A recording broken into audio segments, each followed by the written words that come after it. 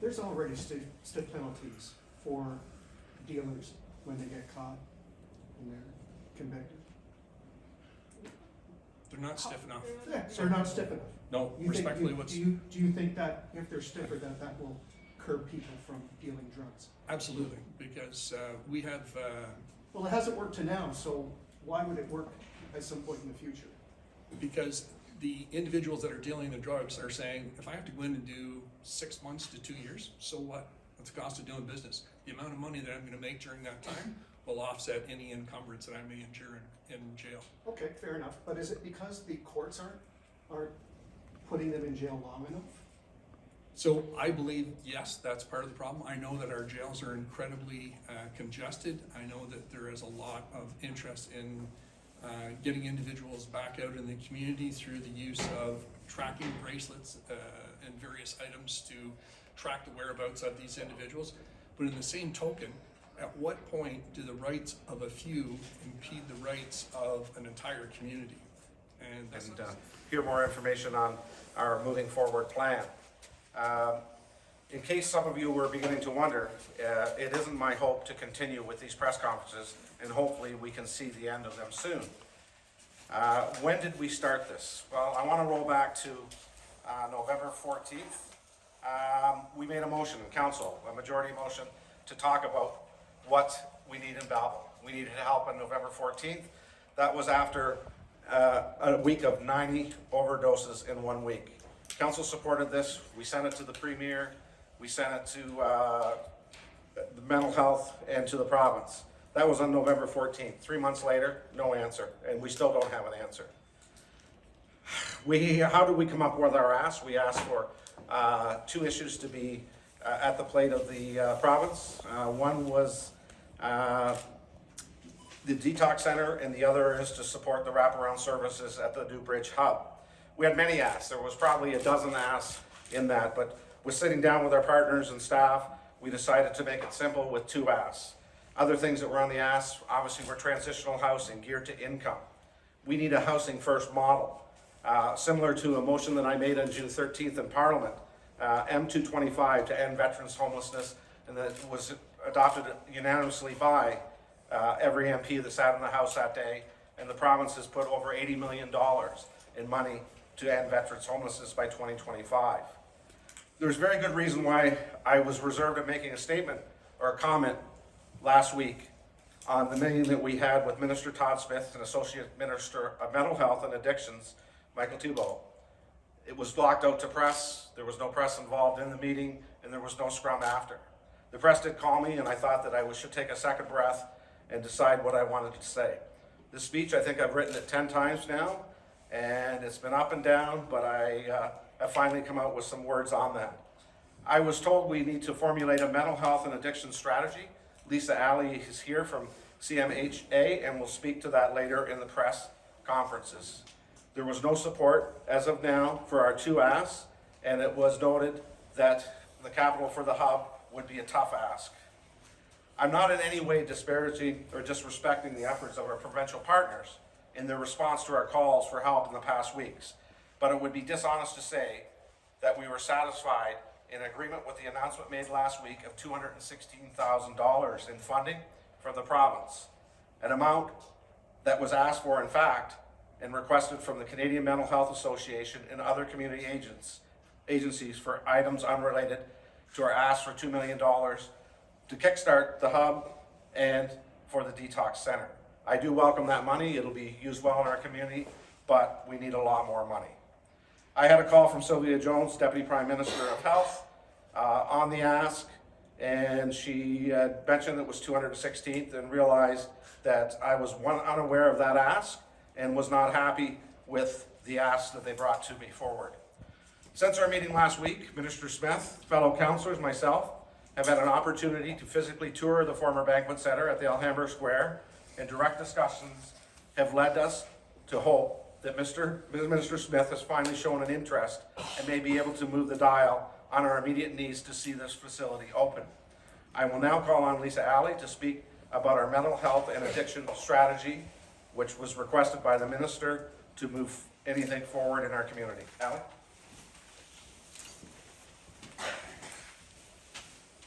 Thank you, Mayor. Good afternoon, everyone. Hastings, Prince Edward has faced long-standing gaps in mental health and addiction services. Long-term planning and capacity building is the only path to sustained impact.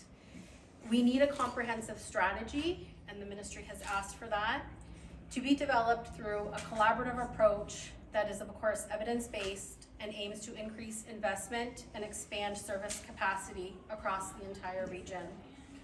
Ontario Health is supporting these efforts and has sent additional resources and a team of people to help bring together community members, healthcare organizations, local service partners, politicians, and the broader community to develop a comprehensive strategy that not only addresses today's challenges, but also builds an effective long-term plan.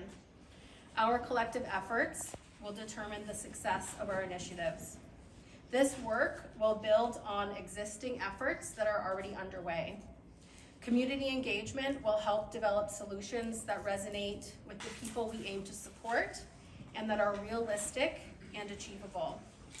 By acknowledging and understanding the diverse perspectives within our community, including those with living and lived experience, we can create a strategy with solutions that are comprehensive, compassionate, and that reflect the collective well-being of our community.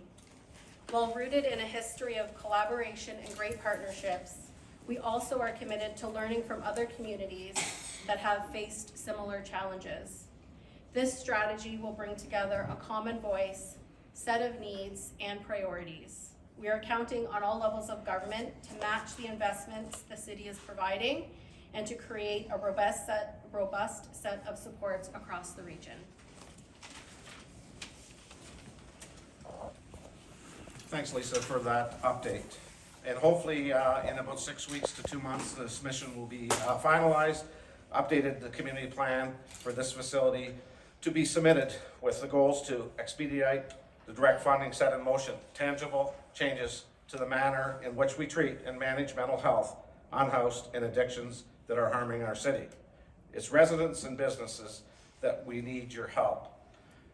I would like to talk now about the urgencies of the hub. The city has already committed $2 million of last year's money to buy the hub and $1 million in renovations. We asked the province for $2 million, and the answer was basically, you'll have to wait. As myself, as mayor of the city, it's time to bring action. If we have to do it on ourselves or by ourselves, that's what we'll do. Our operating budget is coming up at the end of February.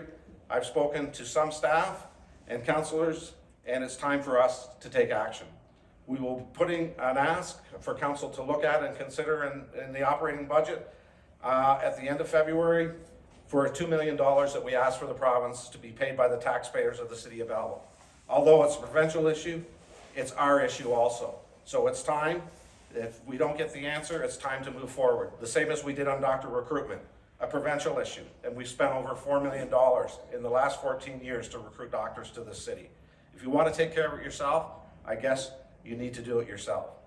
This additional money of the $2 million plus in conjunction with the other $1 million we have committed for renovations to the building underscores this city's commitment, as long as it's passed by council, to bring this hub online.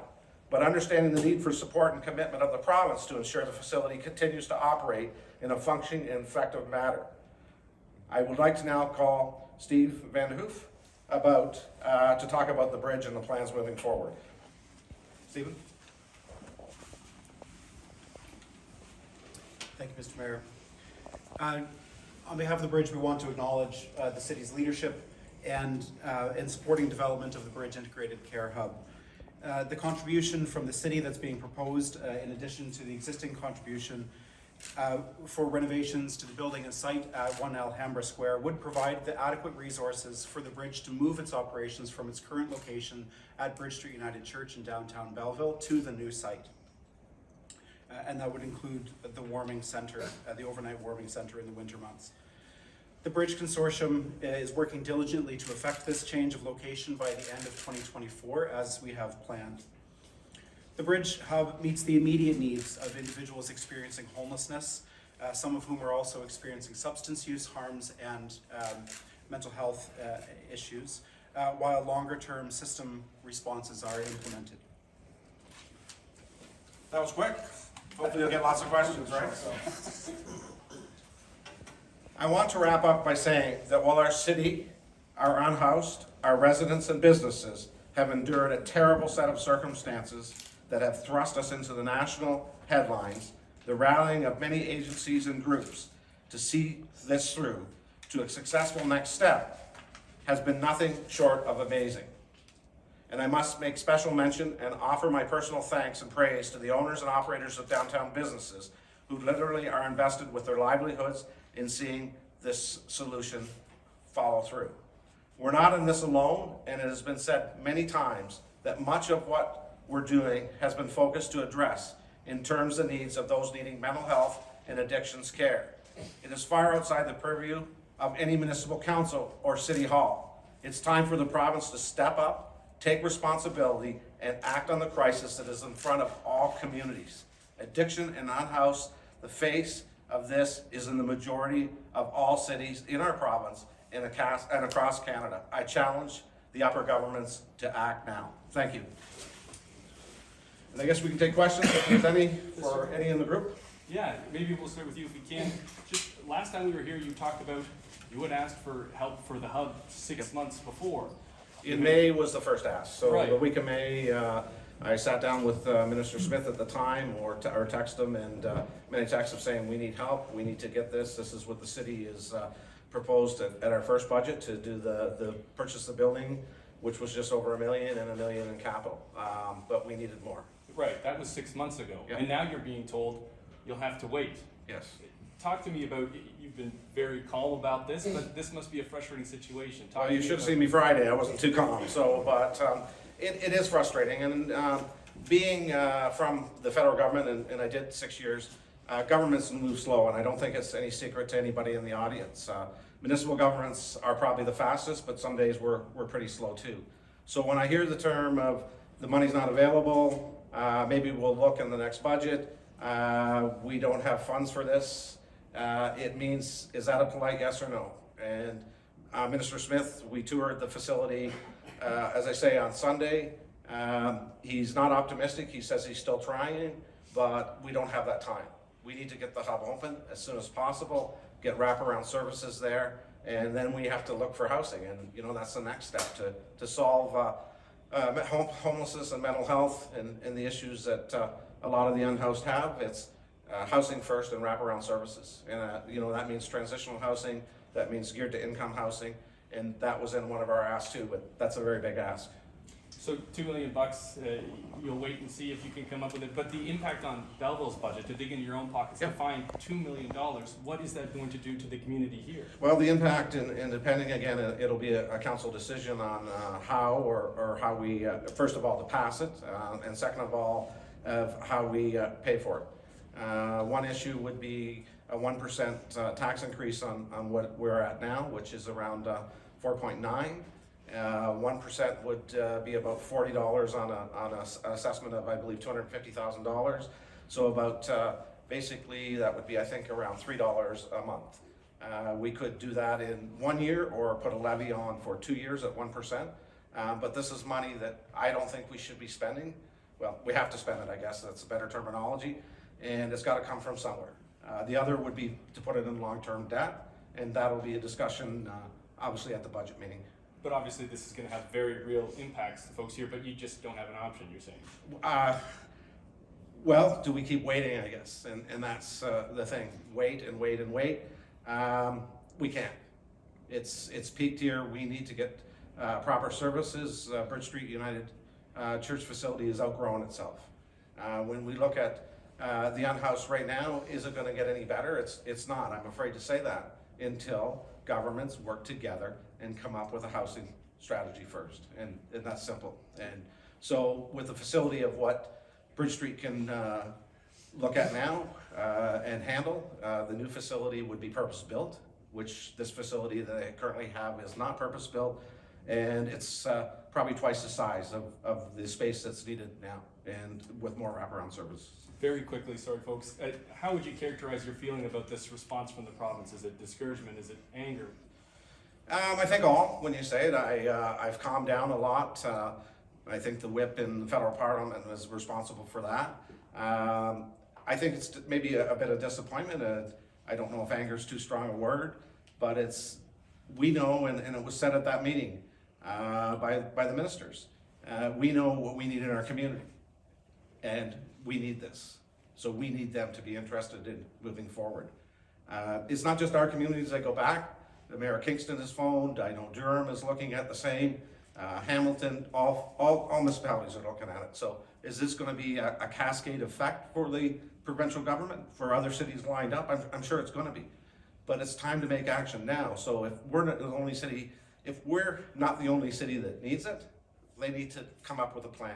And that even speaks to my motion, or council's motion in November, was come up with a plan. Municipalities, this is out of our reach, and we can't afford to do it. Next. Oh, we don't. We'll start on the side and move across, okay?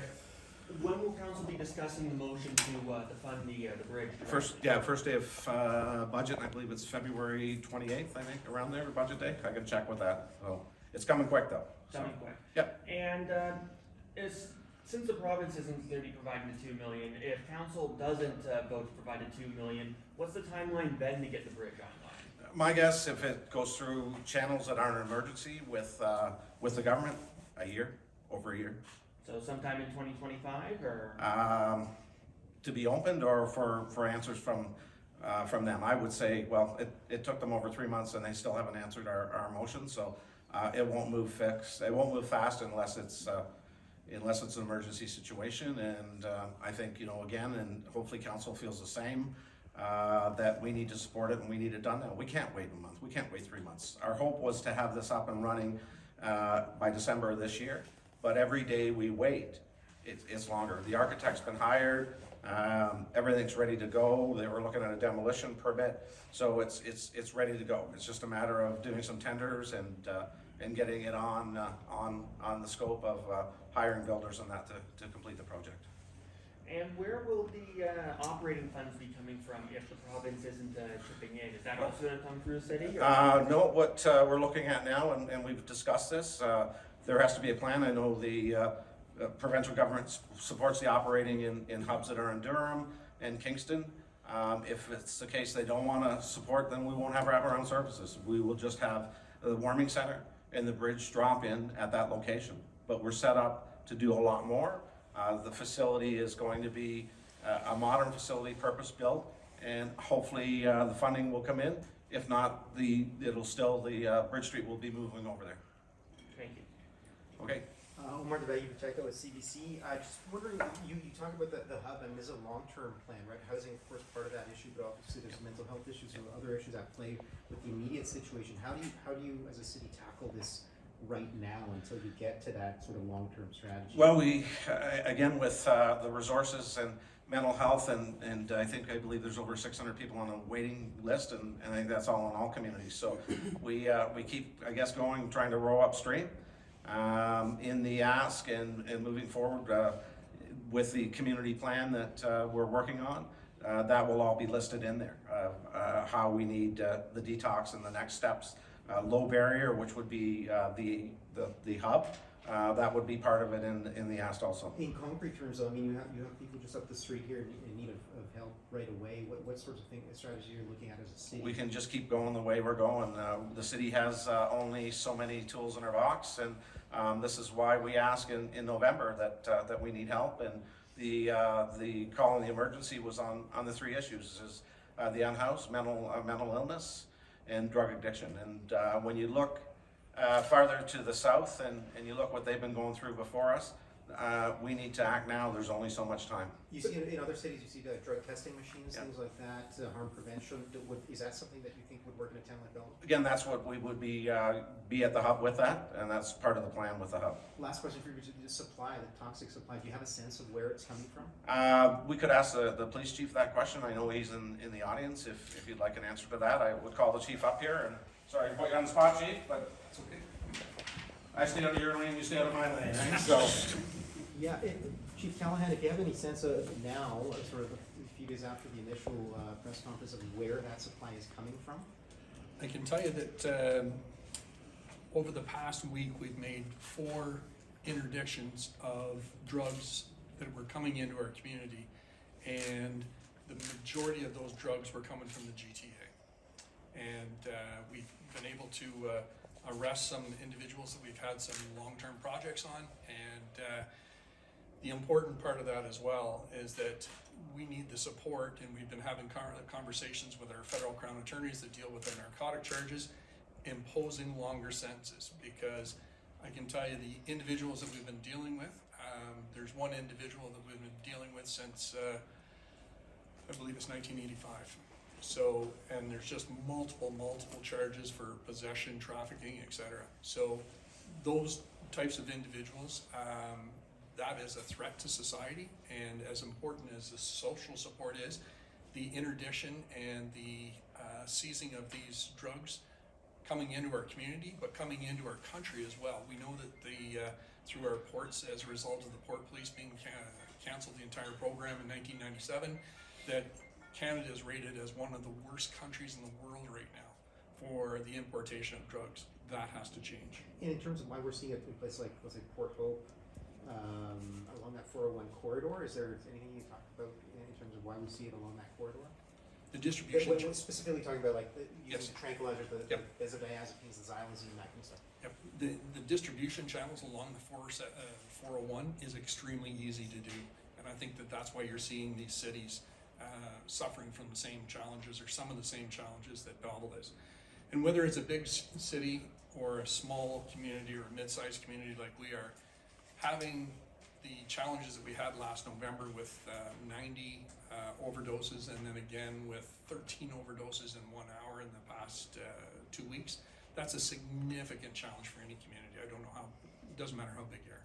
But those are some of the challenges, and I believe that the interdiction component and the charges of individuals selling these drugs is incredibly important, is as equally important as the wraparound services and being able to support individuals at the hub and a detox center. It's all pieces of that foundation that makes a healthy community.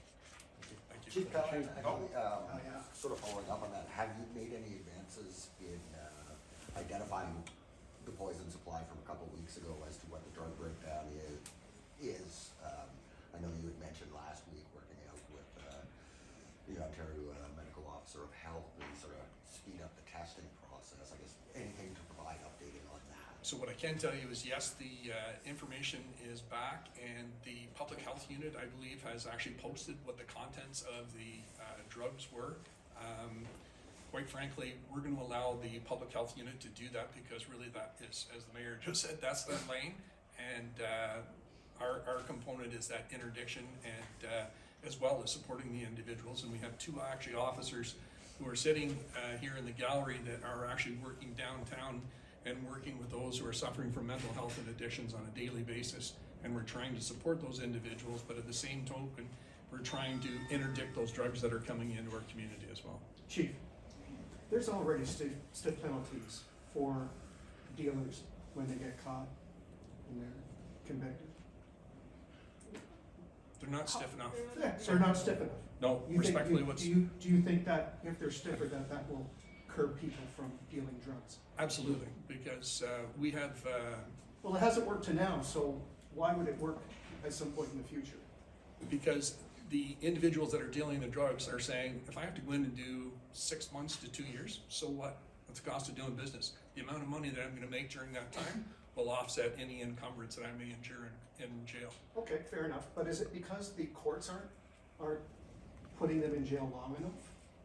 So I believe, yes, that's part of the problem. I know that our jails are incredibly congested. I know that there is a lot of interest in getting individuals back out in the community through the use of tracking bracelets and various items to track the whereabouts of these individuals.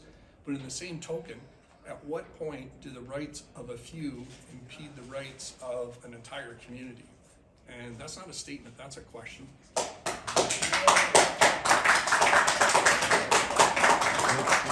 Do you know if the individual that you were talking about since '85, is he charged and is he out, or do you know? So that individual was not directly involved in these drug arrests, but that is one example of an individual in our community who has been charged, I think it was 64 times now with various drug-related offenses. So when you see that, and sometimes we have individuals in our community that are out on 15 probation orders, that has to stop. That's just not okay, because that individual is a threat to the community. And again, I go out with that question is, at what point do the rights of a few outweigh the rights of an entire community? Derek? Chief, yeah. Last time we met in the press conference, I asked you about direct intervention in terms of trying to tap into the flow and block it, stem it. So my question is, have you called in street crimes unit out of OPP, or how?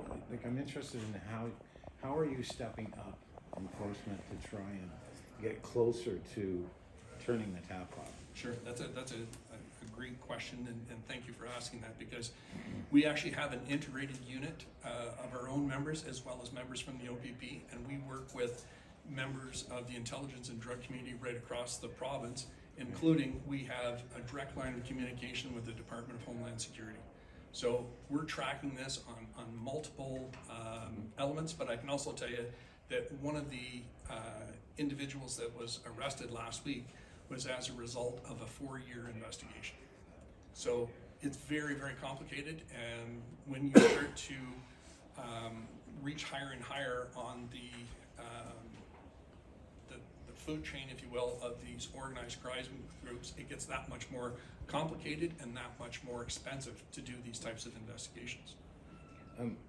So last year you really stepped up some of your efforts. You had, I think it was something like 220 officers for that Project Renewal bus.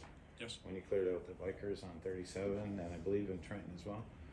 And you'd think that the numbers would have come down a bit, given that they do have some control over the network. So, I mean, if they're kind of out of the picture, are they back into the picture, or is it a new element? It's a different element. I wouldn't say it's a new element. I would say it's a different element. Right. And again, it's that question, and one of our officers said this to me the other day, and it's absolutely perfect, because it's an 8-headed serpent. And as you cut one head off, there's 7 more to deal with. And that's exactly the challenge that we're working with right now, is trying to stem those drugs from coming into our community. And it's a multi-dimensional approach.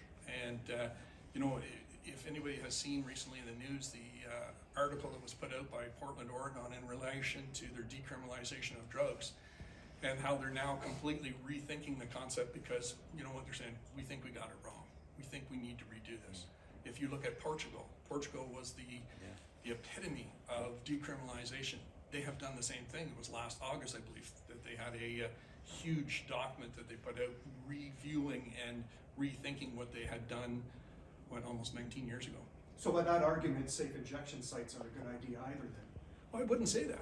I would suggest to you that safe injection sites with a specific targeted harm reduction strategy is going to help. Because at the end of the day, nobody wakes up one day and says, I want to be homeless, I want to be a drug addict, I want to suffer from mental health addictions. And I think as a civilized community, we need to ensure that we have support mechanisms for these individuals. But as I said, at what point do the rights of a few impede the rights of an entire community? So those are the challenges. And I do believe that a detox center is part of that foundation block. I believe that the residential beds is another one, and then a long-term healthcare program to support those suffering from mental health and addictions is key. Is there a supported safe injection site in this community? I would suggest to you that there is a safe injection site in our community.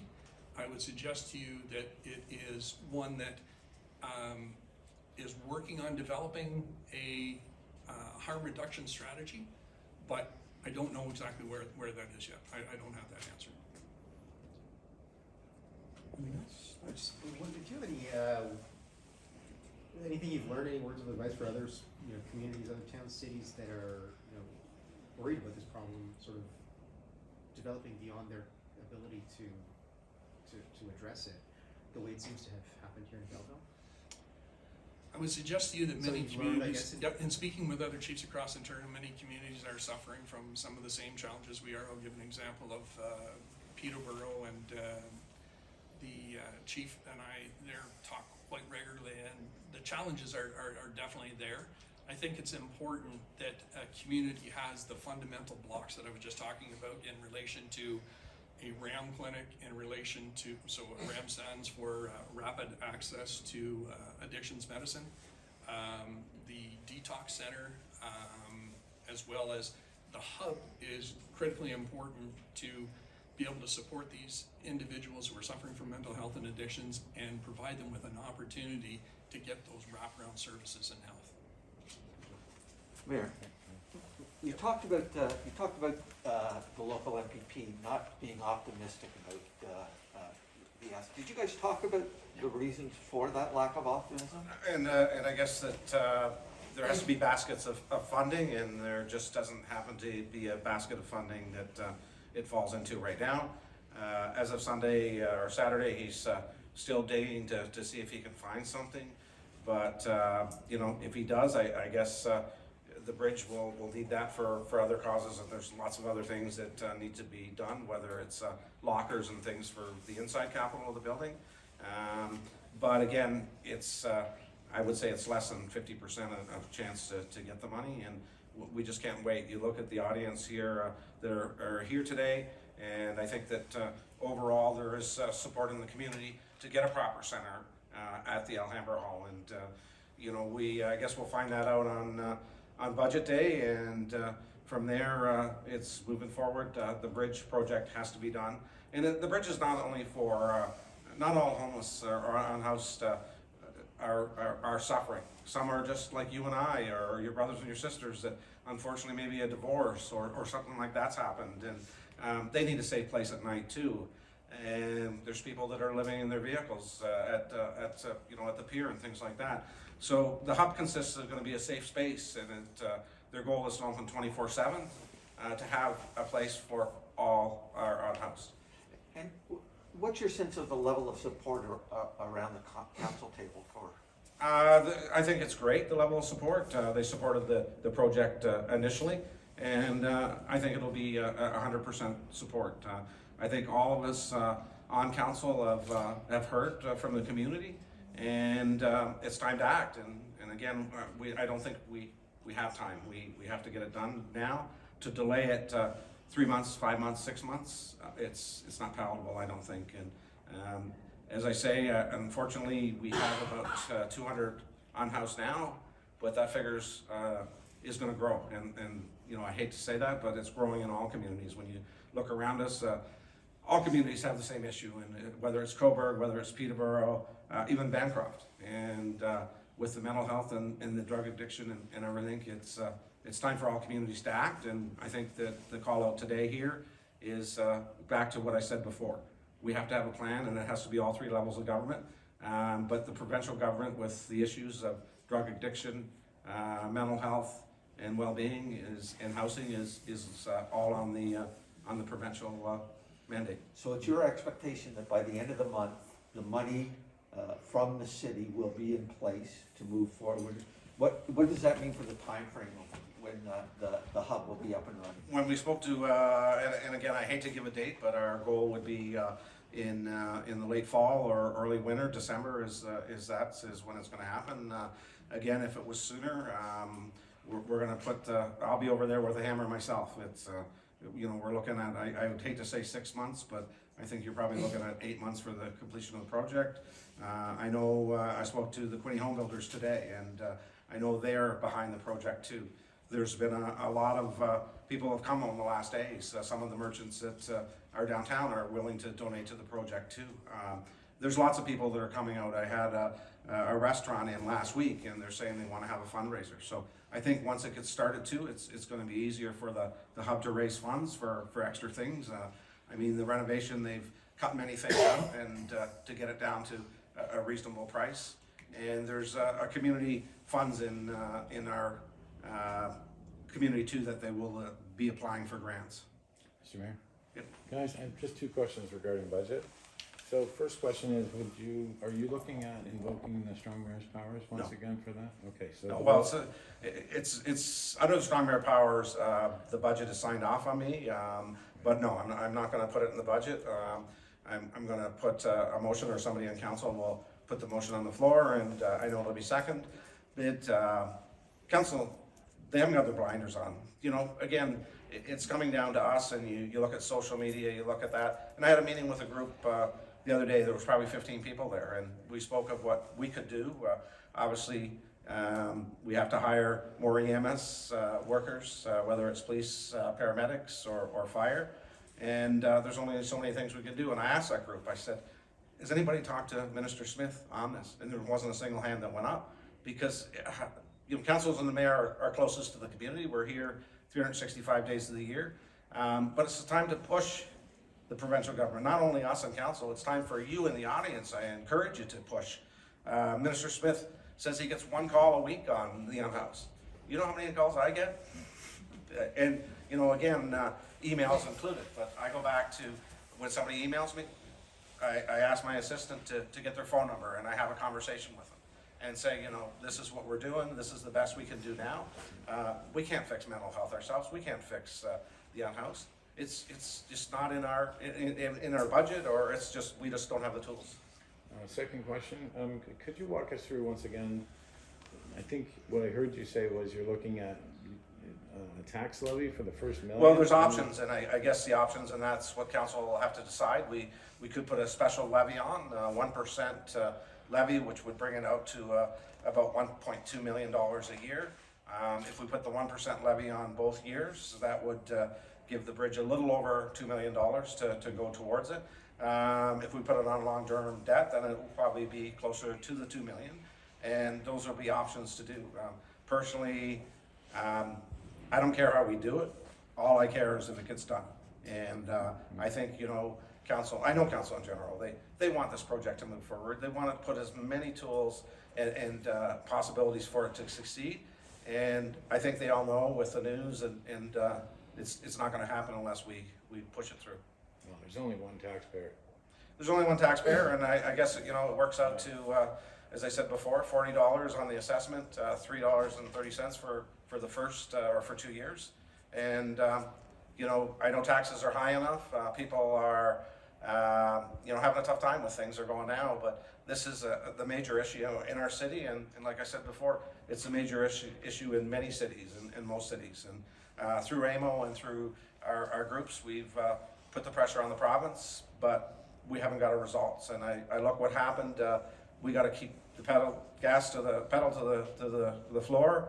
And you know, the media coverage, I thank you all for bringing this out, that it is a problem in all cities in Eastern Ontario, and it's something that we have to get out in front of. And you'll just Last one, okay. You bear with me. Yep. One last question. Could we ask the county to talk about actual hard numbers? Yeah, we Is that- could. is that what- There are. I did have some numbers, and I left them on my desk to share, and they were shared at the other day. And I don't have my phone on me, so I could get them to you later. But unless Connor wanted to probably speak on it, but maybe best not today. But the figures that we're underfunded for the population we have, and there's comparables, and I do have them in the sheet in the office. I believe there was 3 or 4 other communities that are the same size population, and they receive way more funds than we do. So that's an issue also. So the latest number was like about 160, according to the county. Yeah, within our biting list, we have some information in terms of the data for who's identified as homeless and enrolled in the binding list side of things. But we recognize too that not every individual that's experiencing homelessness is on that binding list too. So it's a really tough number to quantify, but that report we can absolutely forward along. Okay, great. Okay. The hub is, it's just an overnight warming facility, it's not beds and things like that, I Right believe. now, we're looking to move the warming center. The warming center, if you followed councils of the past, it's moved from here to there, and it's at the police station now for the 2nd year. But the police station has been donated to Habitat for Humanity, and they're going to start a great project building many row housing and town housing there. And they're going to actually start on the demolition of the building coming up shortly. So we won't have a site next year right now, and we're hoping that if you know, it's going to get open in December, there'll be a month that we'll have to provide a site if it doesn't hit the deadline. And we've been talking actually to some people about a site for next year to do the interim if we need it. So somebody has to ask questions. We'll go to. We have a question from Omar from the Toronto Star.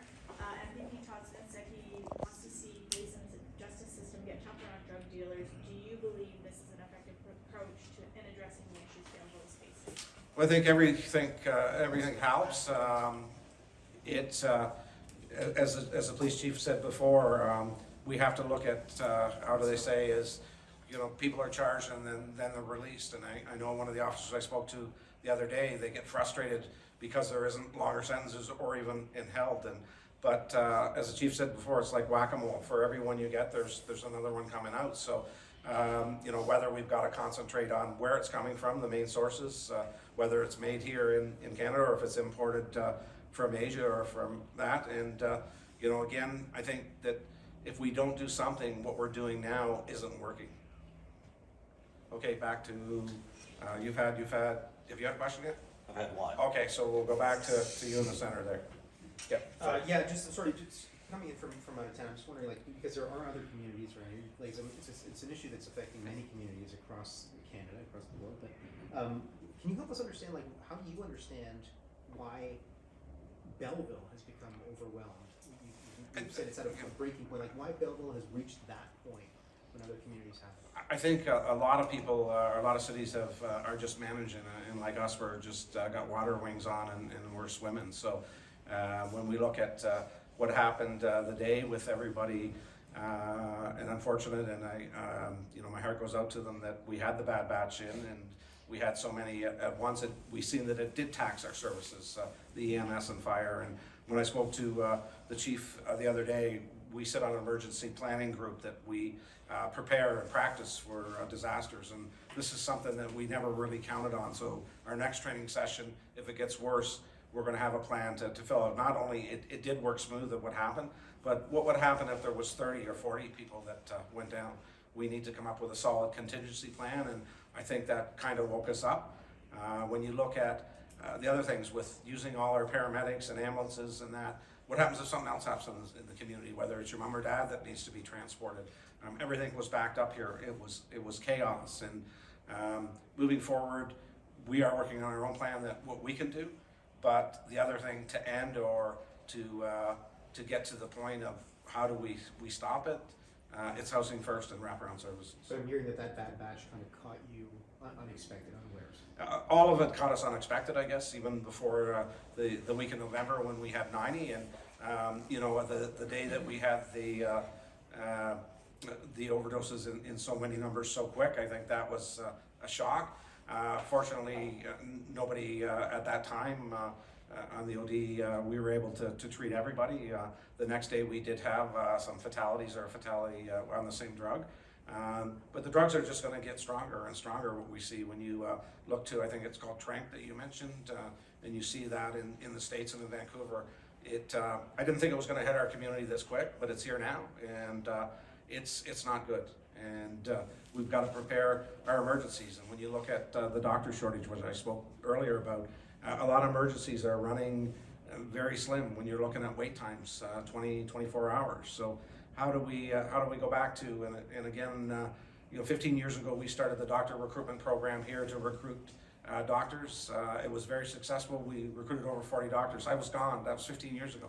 I come back, I leave for 6 years, and it's the same shortage we talked about 15 years ago. We're 10,000 patients short. They've had 15 years to fix it. What happened? And again, I know politicians have short lifespans, and you look to the 4 years that maybe you're in, but I think you've got to reach out farther. And we did some tax planning for our budget and surveys, and most of the issues that come up were provincial issues. The number one was doctors. We were at 15 years ago short about 10,000 patients. We almost had it solved, and when you look at it now, we're still at 15,000 patients that are short, and that's every community. Why did we get in the limelight here? I guess it might have been the day when it hit and things happened, but other communities had more overdoses that day. I know Kingston did, and other communities. I think they focused on us basically because there was so many in 1 hour, and it was out on social media, and I'm glad you picked it up, because this shows that all communities need this. It's not just a Belleville issue. Peterborough, our numbers here are around 200. When you look at population, Bancroft, they're I think just over 20 in that range, and then you look at Peterborough, population is twice the size of us. They have twice as many issues, or twice as many unhoused. Kingston's the same way. The bigger the population, the more you're gonna have, and, you know, it's not just strictly in this community, it's every community. Yeah, that's true. You know, 6 years ago or so, I was working here, and I remember how many people there were homeless living downtown. You see them with their shopping carts and with their things, their sleeping bags and what have you. There's a lot more now. What's your sense of what happened? You know, and I go back, I say by calls, and 8 years ago, I had very few calls on the unhoused. We had, whether it was a lot of couch surfing and things like that, but it wasn't prevalent, it wasn't in our community at my desk. 8 years later, we come back and we're in the 200. What happened in these 8 years? And, you know, I'm not you know, I don't know the answer to that. Some people will say COVID. Some will say that a lot have migrated out of other areas. When I was asked that question before, I think on our buy list it was about 66% of the people are from the city, or, you know, it's basically Hastings County. So those 66% are from here, and so there's, you know, a small percentage, I guess, or a medium-sized percentage here, but that's every city. You know, there's stories of buses coming in here and being dropped off. You know, I don't know if that's legend, but I know other cities blame us for busing them to their city. And, you know, whether they're bused or not, that's not, you know, really should matter. It should matter, everybody's a human being. And, you know, when we look at how money is allotted and where it is, it's a shame that we have homelessness in Canada. We're such a great country and we're such a great city.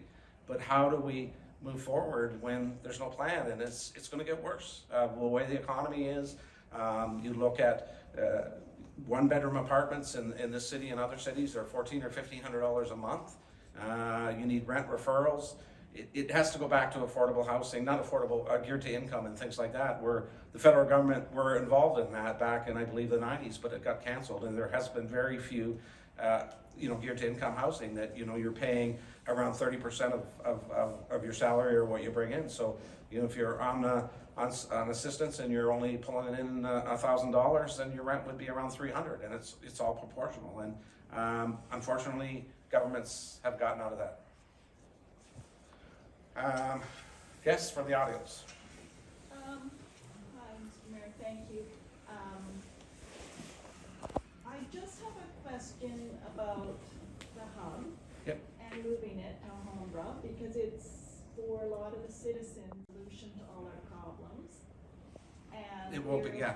we're really, you know, most people want change and better programs and understand, and we use the term housing and wraparound services a lot.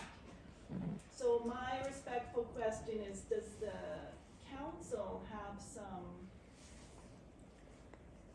are they going to consider some of the ripple effect from having a hub, which could include extra strain on the hospital as people have to get released before they can go to detox, as well as if you have a community of people trying to get off addiction, then we need to stop supplying them with drugs and the easy access to them from drug dealers.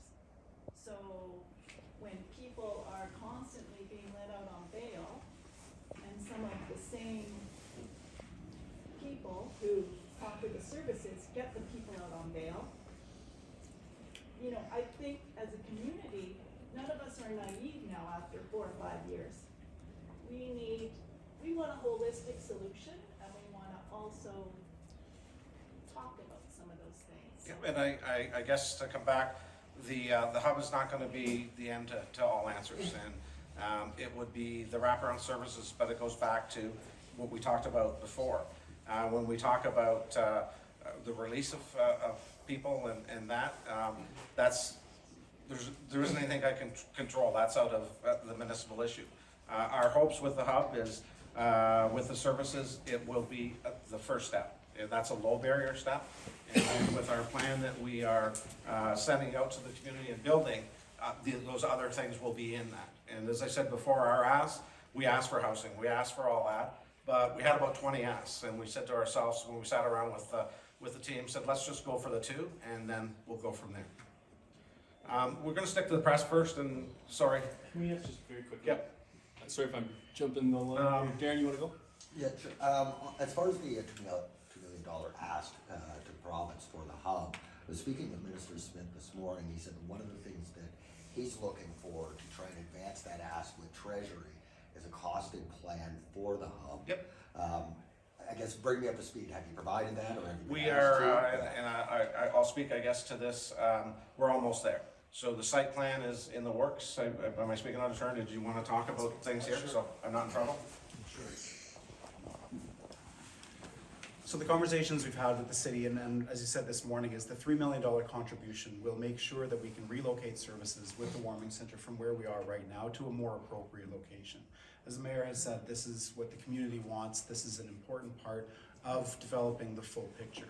So then the group of organizations working to operate the bridge is working with architects in the coming weeks and months, very near future, to get the full cost to make sure that we can provide all of those wraparound supports. And so the emphasis today is we will be able to move there. We will be aggressive with those timelines, and we will work as part of the longer term planning as well to provide those wraparound supports. I think the bridge hub is intended to be one part of a much broader solution. This is a first step, meeting people where they are, supporting people in the moments, and stabilizing so that they are able to take those next steps. And so then the bridge operates within that broader systems of care across systems, with justice, with health, with social, to make sure that the services and supports are in place. This is something we can do now. This is something that we need now. And then the longer term planning is going on concurrently. And Mayor Ellis, just a quick follow, in speaking with Minister Smith, I know over the last few weeks you've been calling for a comprehensive plan. You spoke province-wide or nationwide. Minister Smith mentioned they're putting together a team. They're hoping to report back with a plan for Eastern Ontario towards the end of March. Have you been participating in that? Or We're just aware of that on Thursday's meeting that we had, and we've assembled a team already, and if you want to keep me out of trouble, and you speak it all right. Thank you, Mr. Mayor. So the longer-term strategy that I spoke of earlier is part of that plan that Minister Smith and Minister Tavolo asked for, and it really is a community-driven, sustainable plan. So mental health and addictions is a complex issue. Everybody knows that in this room, but the solutions for a community like Belleville and Hastings Prince Edward really is going to take a collaborative effort across different sectors, with our first responders, our hospitals, our social service partners, and our mental health and addictions community. So this strategy will be designed to be able to provide capacity building across the region for mental health and addiction services, but will also act as a multi-year plan so that we can bring it to the ministry for investment. There has been a consistent lack of resources for mental health and addictions across the province, and there has been investments in the last few years, but we all recognize that there's more work that needs to be done, and this community with this long-term strategy can have a say in what that looks like here. So just to clarify, so they don't get conflated, the bridge and the plans there are separate though interrelated with this longer term plan. The bridge is the immediate response, and there is the necessity to have a longer term strategy and capacity building plan for the mental health and addiction strategy. Okay, The bridge is just the first part. Just while we're here, because the province has emailed me back, a spokesperson from the Minister of Health, talking about their focus being on the immediate needs. They say that they've received the submission from you folks with CMHA HPE. They say that submission is for a project that will take years to be operational, and that remains under review. So I guess I wanted to get your thoughts on the spot about that. The immediacy and urgency is to move the current operations and location of the bridge. The wraparound services and other supports will be in development, but will also be included within that long-term strategy.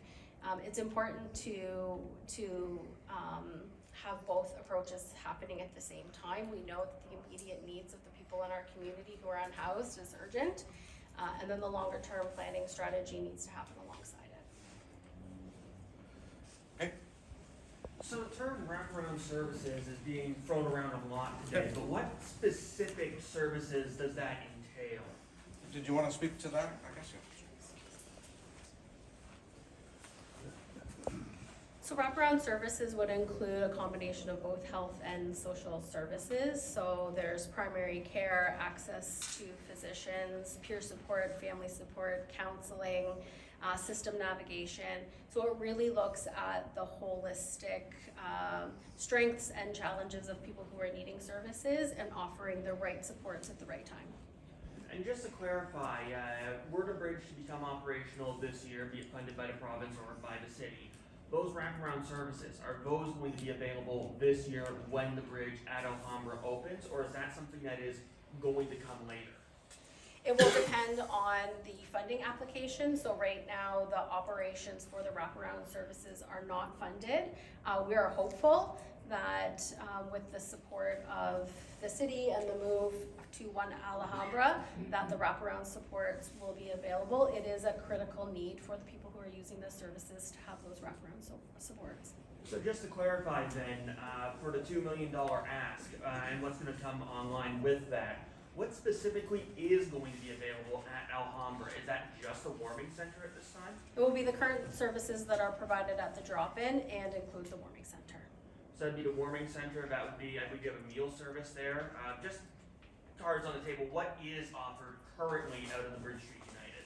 So there's some primary care supports that are offered through the drop-in center. There are food programs, there's peer support and counseling that is currently being offered at the drop-in. Okay, so is that, so then when you say wraparound support, is that going to be an expansion of those services that currently exist? There will be an expansion and an addition of, increased mental health and addiction supports, primary care, system navigation, access and supports to being able to find housing, employment, whatever services that would be offered for people to be able to recover and get support for the things that they need. All right, and I'm not sure if you're the right person to direct this to, or maybe it should go to Mayor Ellis, but currently there's an estimated, by him, about 200 homeless, or individuals experiencing homeless in the community. I've done a little bit of looking around, and currently, as far as shelter goes, we've got the Grace Inn, but not really much else. So we've got maybe 20-ish shelter beds. That means we can maybe shelter about 10% of our homeless. Is there anything on the books or any plans to expand that capacity to get people out of the weather into something hopefully a little bit more stable? Sure. So, of course, the Housing First model is absolutely evidence-based. So being able to provide stable, safe housing is the underpinning of people being able to recover and get support. In terms of additional shelters, I'm not aware of a plan for that, but I think, all of us recognize that the, Housing First model and permanent housing is the cornerstone of what people need to recover from their mental health and addictions. Thank you. Anybody else? I just have one final question. Given that all of this kind of cartwheeled right from the beginning from the 1 hour, and I think it was 13 overdoses within 1 hour, and then it was 17 within 24 hours, and then it was 35, I think, over 2 days. So do we have a latest update, Your Worship, in terms of? I guess who would speak to that? Yeah, just any hard numbers as. Yes, Fire so, chief? Please. so between the tri-emergency services, police, fire, and ambulance, we had been tracking numbers. What we've decided moving forward, we all know that there's a problem. So what we can report is that every single day, our emergency services are responding to overdoses in the community. Spread across the city, various locations.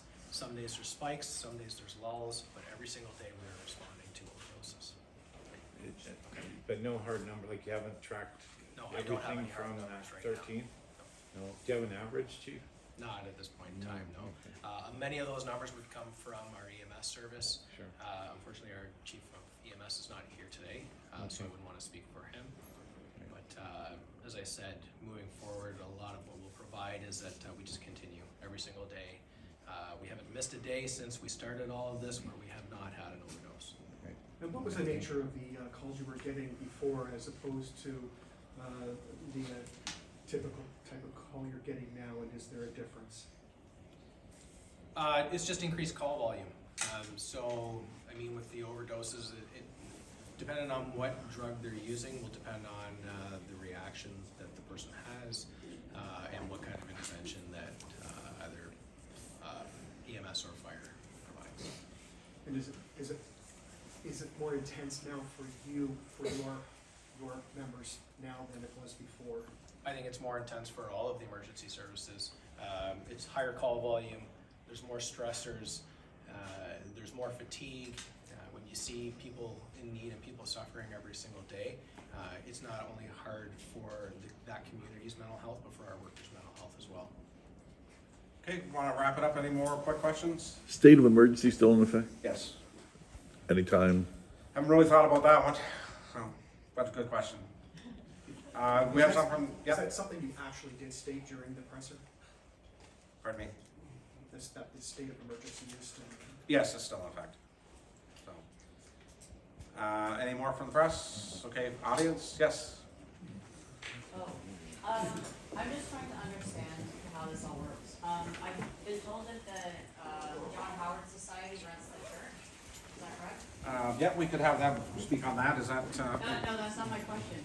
My question is that if the John Howard Society is an independent organization that is a charitable nonprofit, why then are we waiting on funding from taxpayer dollars to have them relocate? Why can't they, as an independent organization, just find a location outside of the downtown core? Because we, as the business owners and the residents of downtown, are the ones that are paying the price to happen here. And from what I'm hearing you say, there's no guarantee that that's going to be relocated in 6 months because we're waiting on funding. No, we're not. The city is providing the fund to get the project moving and completed. But I don't understand why that's a taxpayer issue and a city issue when it's an independent organization. Why can't they just find a And I think my answer to that, and I'm guessing, again, it goes back to it's provincial funding, which they're provided by to do what they're doing at the church. And I could ask Stephen that. I think they're from Hastings County. They get around $900,000, and it's so it's not their money they're raising. I believe it's what the provincial government is giving them. But I could get that answer back to you if you wanted to leave your name. Yes. Okay, thank you. Okay, I guess that's it. We'll wrap it up. Thanks everybody for coming.